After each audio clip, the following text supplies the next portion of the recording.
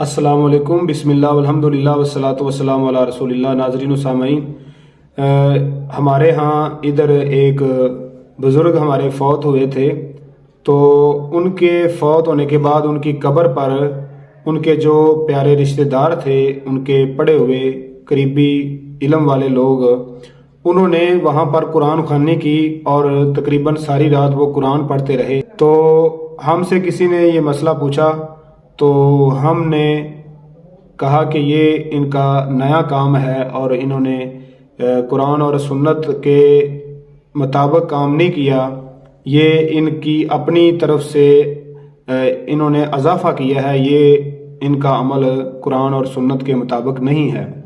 تو مزید جب ہم نے اس کا جواب مفتی صاحب کے فتاوے سے تلاش کیا تو اس طرح کا سوال ہمیں ملا اور اس کا جواب بھی ملا۔ تو سوال یہ کیا گیا کہ ہمارے ہاں یہ رواج ہے کہ قبرستان میں قرآن خوانی کے لیے حفاظ کرام کی خدمات حاصل کی جاتی ہے، وہ قبروں کے پاس شبینہ کرنے کا اہتمام کرتے ہیں، کیا ایسا کرنا جائز ہے؟ کتاب و سنت کی روشنی میں وضاحت کریں۔ مفتی عبدالستار حماد صاحب فرماتے ہیں، قبرستان قرأت قرآن کا محل نہیں ہے، لہٰذا ان میں قرآن خوانی کا اہتمام خلاف شریعت ہے، جیسا کہ درج ذیل حدیث میں اس کا واضح اشارہ ملتا ہے۔ اپنے گھروں کو قبرستان نہ بناؤ، شیطان اس گھر سے بھاگ جاتا ہے جس میں سورہ بقرہ کی تلاوت کی جاتی ہے۔ اس حدیث سے معلوم ہوا کہ گھروں میں قرآن مجید کی تلاوت کا اہتمام کرنا چاہیے، اور انہیں قبرستان نہ بنانے کا مطلب یہ ہے کہ قبرستان قرآن پڑھنے کا محل نہیں، قرآن پڑھنے کی جگہ نہیں۔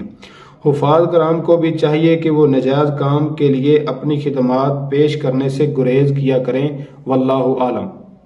تو یہ ہمارے ہاں کئی لوگ نیک کام کرتے ہیں، نیکی کی نیت سے کام کرتے ہیں، لیکن وہ کام قرآن اور سنت پر اضافہ ہوتا ہے یا قرآن اور سنت کی خلاف ورزی ہوتی ہے۔